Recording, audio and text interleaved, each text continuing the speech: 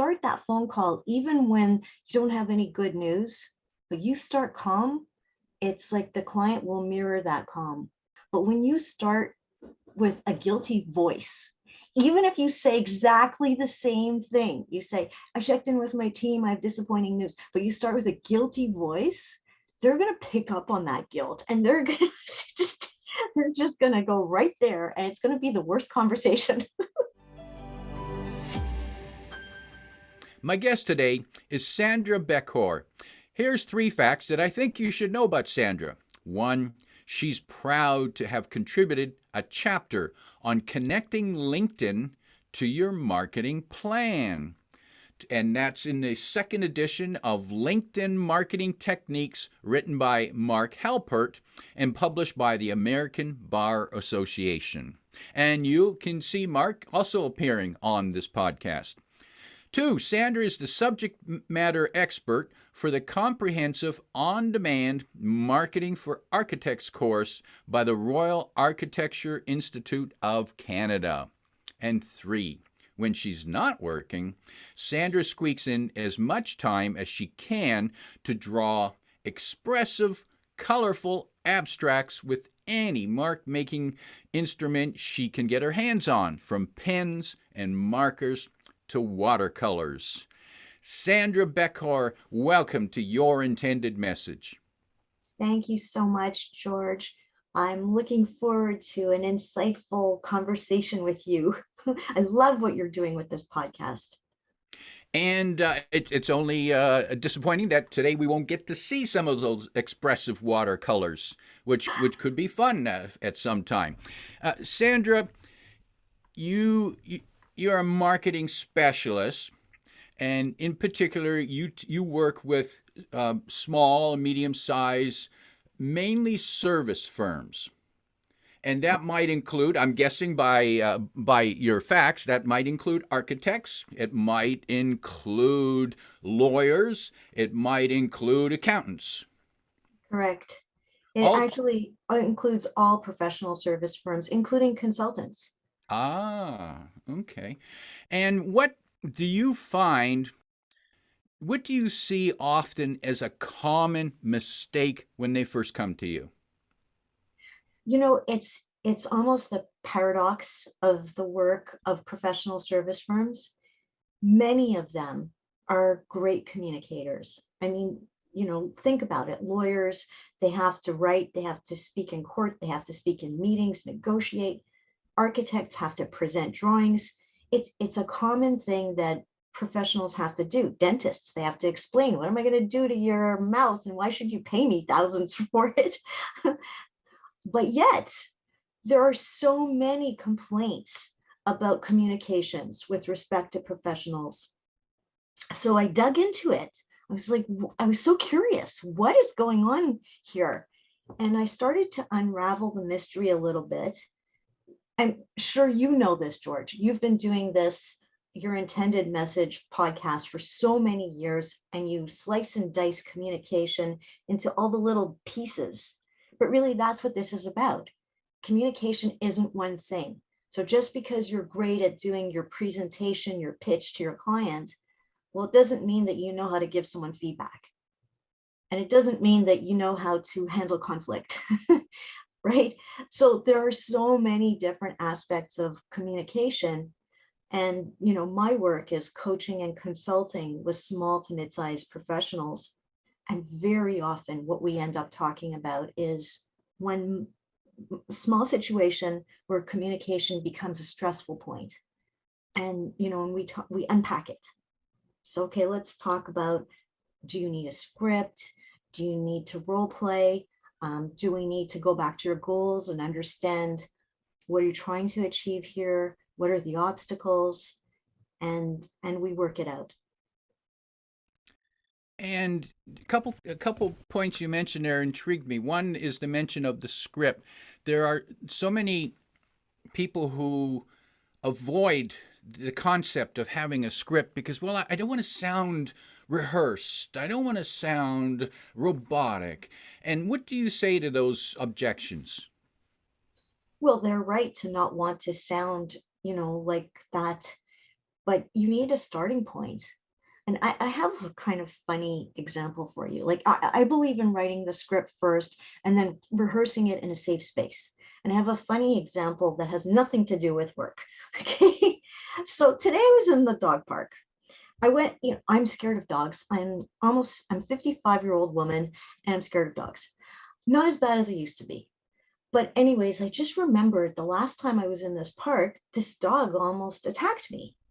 And it's not an off-leash park and they're supposed to be with their owners not too far away. But I didn't do what I normally do and kind of run away. This time I said no. And I just walked ahead, straight ahead. I didn't look at the dog and he didn't bite me. And the dog owner was very far away. She couldn't have done anything about it. She was yelling. But I think the point is that tone of voice. And you don't automatically know how to use that right tone of voice. I mean, it took me years of having friends who have dogs teaching me that you can say no. And when I first used to do it, it sounded like, a little girl saying no, no, no, and no, that just came out of me like a roar. And the dog knew he doesn't need to speak English. He knew what I meant. So you have to write a script and that's your starting point, and then practice it with situations that are safe. And then eventually you do learn that language that is authentic to you, so that when you go into the real world and use the script, and it's just a starting point, it's not that you're going to stick to that language exactly, but you will actually feel bolstered. And you're right. The script is a starting point. It's not the only way it needs to be done. And I experienced this recently, where I was checking into a resort, and I got a ride with another person, and so when the clerk asked me what's your license number, I said, oh, I didn't drive. I came with someone else, and then the person finished checking me in, and then gave me, here's the key for your room, and here's the sticker for your car. I just said I Right, didn't have a car. right. But Robotic. they couldn't change their script. Interesting. And so when you work with people and you say, well, here's a suggested script, and then you role play, do you come at them from different directions so that they are actually listening and in the moment? Yes, and actually, I really want them to take control. So we write out the script together, and then, it's really their script. It's not my script. So if we start playing something out, and I'm looking at their face, are you comfortable? Is something not working for you? Let's start again, and tell me, why is this not a good replica of the situation you're walking into? And we will redo it over and over and over and fine tune until it feels natural and comfortable. Okay, Sandra, naturally I'm intrigued, and let's jump into the fray, and let's role play here. Let me be the angry customer. I like that role. If I ever get play on TV, those are the roles I'm gonna submit for. That's what I want to do because I do it so well. Well, maybe not so well, but I enjoy it. I'm So here we scared. are. Now I'm scared. So you're representing. Let's say, there's a lot of renovations going on right now. So you're a renovation firm doing some renovations on the house, and here I am on the phone with you and saying, well, I thought your people were gonna show up on Monday, and it's now Tuesday afternoon, and they still aren't here, and I didn't get any calls. What the hell's the matter with you people? And I'm going to jump in here as Samantha. Oh, George, I am so glad you told me this happened. This week, things have just gotten out of control with people being sick and having family emergencies.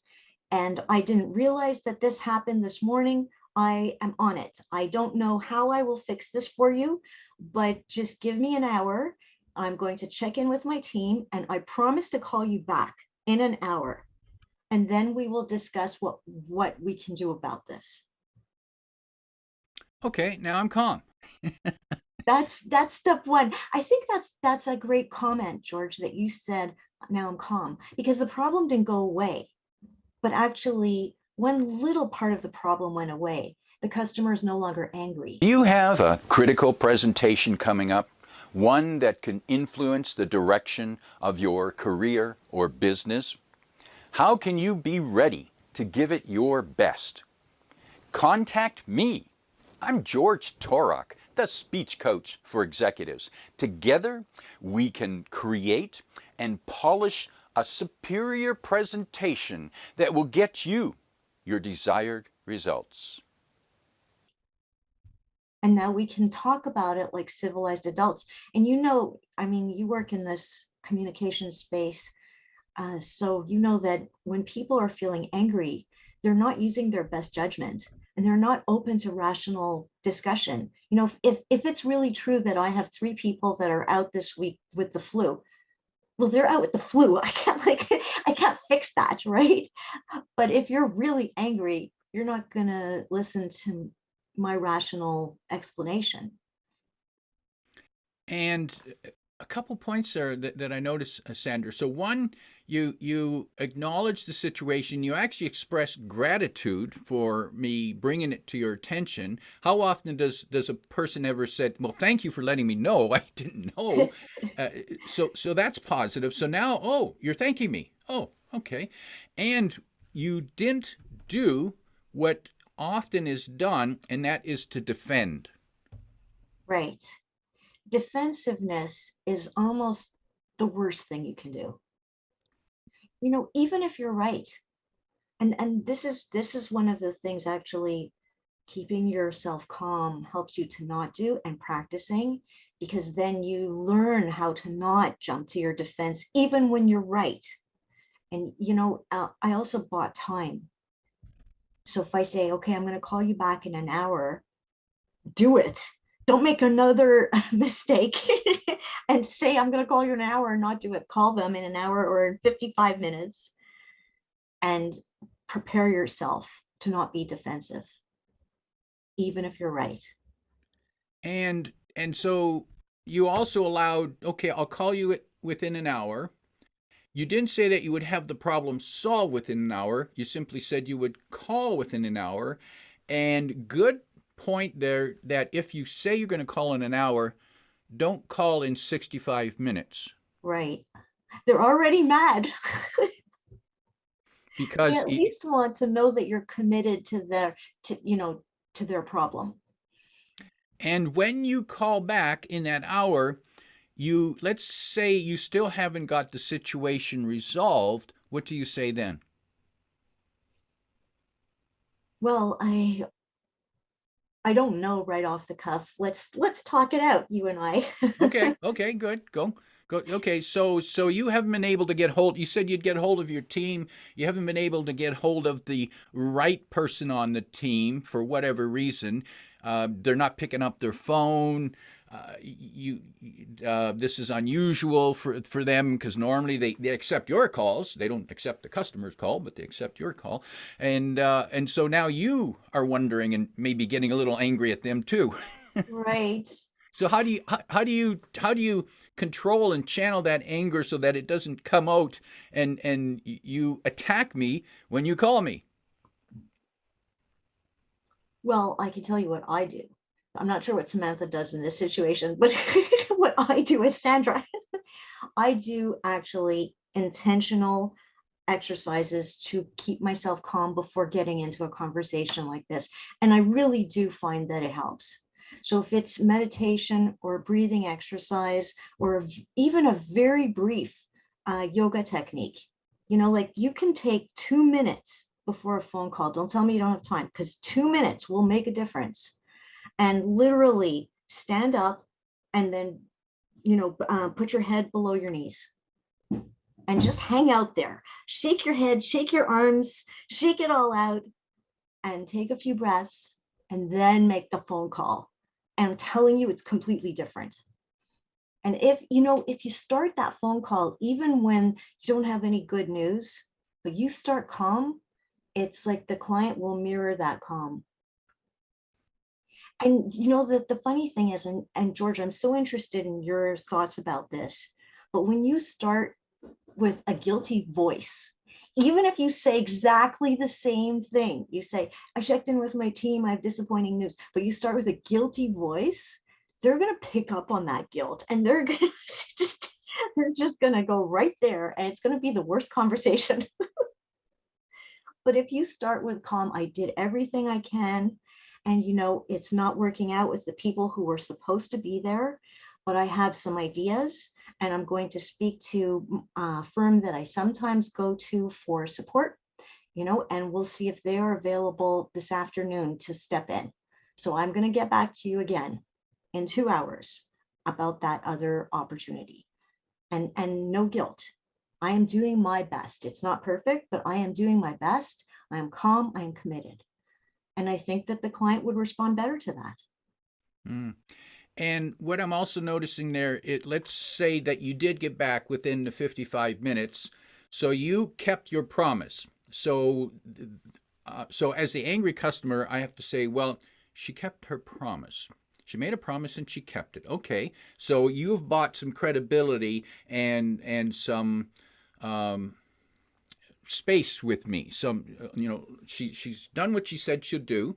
The key was you didn't promise. You didn't say, "I'll have the whole problem solved within an hour." Your kitchen will be done.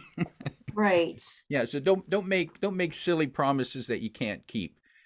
But make a promise that you can keep and then keep it. Well, exactly. And I think this actually is where the title of your podcast is so apt, because before you get on the phone call, decide what is your intended message. Decide. Don't just get on there feeling the stress of the situation. We've all been there, having somebody yelling at us, waiting for us, breathing down our back.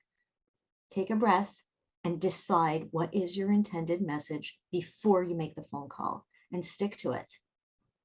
Mm, mm. Uh, Samantha, Sandra, let's take another situation Okay. and see what we can do with it. I get to be the bad guy again. Yeah, you're the bad Um, guy. um, I should be wearing black here. Um, You're having too much fun, George.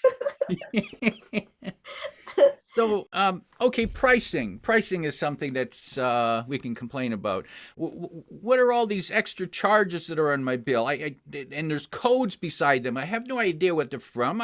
What they're for. I didn't authorize this. Why is it? Why are these things showing up here? Hope you're not charging me for your photocopy costs or something stupid like that. Okay, George, I appreciate your concerns and I appreciate your loyalty. You've been with us for a whole year, ever since we started this new business, and it means a lot to us, that you've been with us all this time. And I know we've never had an issue like this before. I have a new bookkeeper and she's just getting up to speed with our invoicing. Let me find out what happened, and I will call you back and we will sort this out. Are you around at lunch? I'll be here. Yep. All right, great. I'll get back to you. Ah, wonderful. See, and again, you calmed the situation, and you didn't overpromise. You didn't make excuses, and you pointed out, I don't know. I'll have to find out and get back to you. And sometimes that's good enough. This is such an interesting point. Most professionals are scared to say, I don't know. And it's actually a secret weapon.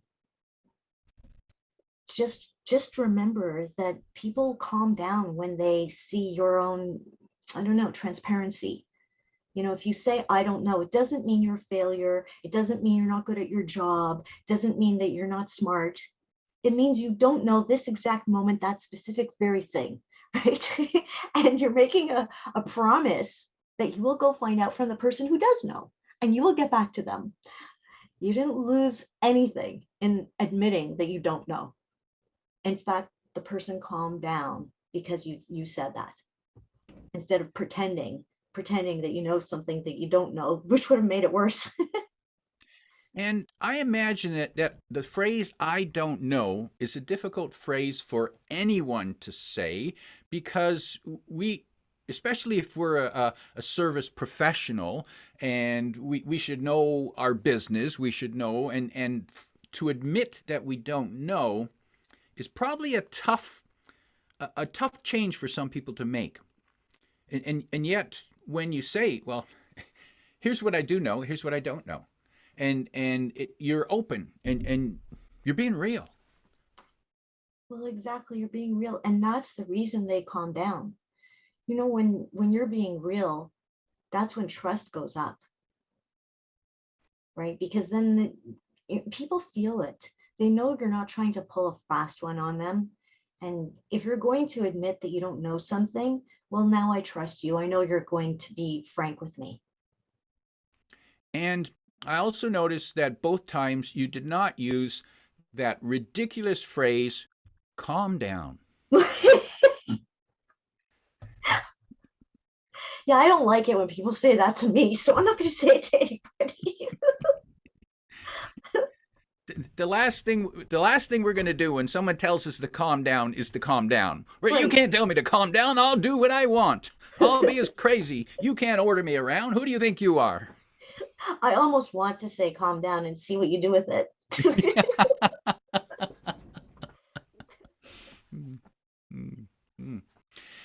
And both times you expressed appreciation for the relationship. I'm glad we're here where we are now. So far, we've had a year together. I'm happy with that, and that you're part of our network, our environment. So that's something positive to say, to recognize the client for as a person and for their value. And Yeah, and you did that both times well. thank you. I think that also helps people to know that you're committed.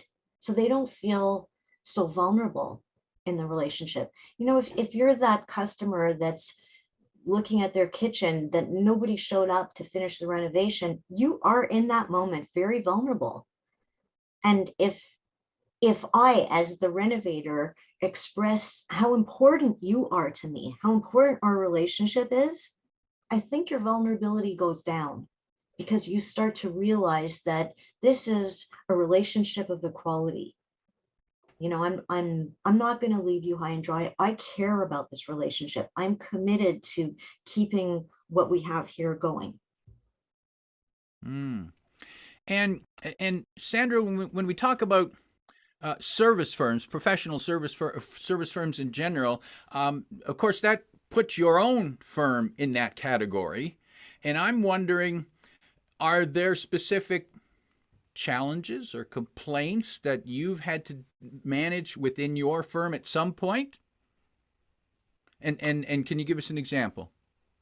Um, yeah, I mean, of course, I've been running this business for over 15 years, and you can't do that without learning how to manage situations. So I think that some of the coaching work I do borrows from my own experiences, uh, not just my curiosity about how this works and best practices, but also my real life experiences. And I have run into situations where a client was very angry about not getting exactly what they wanted at exactly the time that they wanted. Um, in those moments, I did my best to rectify the situation. I think the bigger learning that came from that was about managing expectations up front. And that's one of the things that I work with clients on. It's not about the script. This is about, well, it could be a different script actually. If you're onboarding a client and you're the type that runs into these situations with angry clients over invoices or angry clients over process, or angry clients because they don't like who they were working with. They want to work with you the whole way through. Well, maybe your biggest job is to onboard the client in a way that they have a better understanding of how it works at your firm. so that you tell them without the guilty voice. You know, I really think this is so important. It's not just about getting the script right, it's about delivering the script right. So if you say to them, we are so excited to work together, and I want you to meet the team, because this team is going to be working with me on your project. It's not just me, you get all of us. And so do it from a way that's positive and say, I trained them myself. We all follow the process. I'm happy to walk you through our flow chart, and I'm happy to walk you through our job descriptions and everyone's credentials. I want you to understand who works on what our process looks like, and where we depend on you to get back to us on something. And if we don't meet that, timeline, it throws off our whole process. So when you say things like that up front, you are managing the client's expectations. Now, when you run into a problem down the road, you can say, remember when we had that meeting and we talked about how this schedule of, the timeline for when you need to get back to us actually is very important for us meeting our deliverable. And the client will say, yes, I remember. Okay, I accept that I didn't actually get back to you when you needed to. You can have an extra week. That's the kind of thing that happens when you manage expectations up front. And that I learned the hard way. And it's probably and that's critical in any relationship, is to manage expectations up front, but certainly from a service provider in terms of providing service, because clients can believe they know how it works, and if you don't clarify that for them, they have a belief in their mind, and when you don't measure up to their belief that they created lacking enough information, it's too late to fix it then. So set the expectations up front. I can see the benefit of that. Right. And, remember that you know more about your business than they do. You're going to probably make some assumptions that they know this or they know that. They don't. So one of the best practices in management is just to have a consistent onboarding process. Don't leave anything out. Okay. You're better off to have somebody bored in a meeting for 10 minutes than to miss a critical piece of information. Mm. And Sandra or Samantha, and I know listeners are going to get confused now. Who's on here? It's Sandra, Samantha's the role play. but yeah. The role play is she's Samantha. But is there a time when dealing with an angry client that it's time to fire them? Yes, I have actually done this. Oh, and it's so funny because the one time I had to do it, the client came back 2 days later, pretended I did not fire him. He sends me an email saying, where are we with this thing? And I had to fire him again by email this time. And what are the signals? How do you decide when it's time to fire a client? Well, in my situation, it was over an invoicing issue, and the client didn't pay the bill. I went to see them about it, and I said, you know what, I understand in the building sector sometimes your clients don't pay you, and you have to go through the roller coaster, and I just wanted to understand what happened. And he said to me, that's not what happened. I said, okay, so what happened? He said, well, I just wanted to see if the project worked before I paid you. I'm like, those were not the terms. I cannot work with you under this arrangement. Okay. And so I didn't turn it into a big fight. I didn't turn it into, I'm angry with you. I just don't accept that you're not working within our standard terms. We can't work. We've reached an impasse. And that sounds pretty clear to me. If you told me that, I'd get the message. I'm not going to be emailing you a day later saying, where are we? Well, there you go. I mean, it was just, an illustration of how he wasn't listening to me. He wasn't Mm, listening to me right from the beginning. mm. And Sandra, if people want to get a hold of you and learn more about your services, who are the type of people that can best benefit from your services? Well, thank you for that, George. I work with small to mid-sized professional service firms, And that's every sector: lawyers, architects, uh, healthcare providers, accountants, consultants. And I work with typically the owner, but I also work with all the managers. So, sometimes they'll bring on a new partner or a new associate, and they've never managed people before. So there's a learning curve to giving feedback, to doing performance reviews, to coaching people throughout the whole year, them doing the coaching with their team. And there's also the marketing side. So we do both marketing and management, coaching and consulting. And people who want to know more, they can find a website at bekhor.ca, and you can find that link in the description below. And Bekhor is BEKHOR, and that's .ca. Sandra, just before we wrap up, if you could sit down with a leader of a professional service firm and who's having customer relation issues, problems, and they suspect that maybe their team is not talking well, they're not playing well with customers. Right. If you could give that leader of the team 1, 2, or 3 pieces of advice to get them going in the right direction, what might be that 1, 2, or 3 pieces of advice? Well, the first thing would be bring a modern mindset to your team management, as opposed to doing the old school way, which would have been, showing up at a meeting and telling them that you're angry because you're losing customers because they don't know what they're doing and they're blowing it. So instead of doing that, just do what you need to do to calm yourself down before you go and talk to your team, and go into it like a scientist. Like a scientist, scientists are curious. You know what? A scientist loves it when they're wrong because they learned something. Oh, cool. I found something out. They don't bring ego to it. They just want to know. They want the discovery. So you go into your meeting like a scientist and say, it's interesting. Our clients aren't happy with this particular thing. I want us to figure this out together. Everybody go check out your records, if you have any data on your past phone calls, and let's come together and brainstorm this problem.